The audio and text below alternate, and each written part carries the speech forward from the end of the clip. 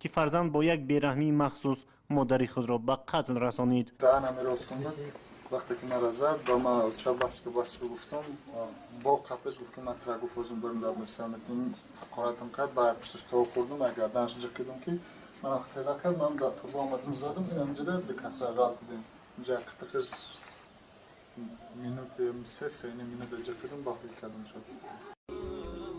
خدا همون فرزنده که در دنیا پدر و مادر را دریافت کرد و به قدر و قیمت اونها نرسید، محبتی که اون پدر و مادر نسبت این داشت.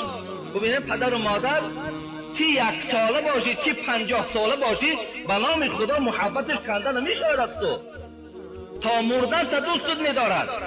اگرچه امروز ما محبتی پدر و مادر را عوض کرد. حضرت جبرائیل گفتن خدا این گونه فرزند از رحمتش دور گرداند. بگو آمین. پیغمبر من آمین گفت.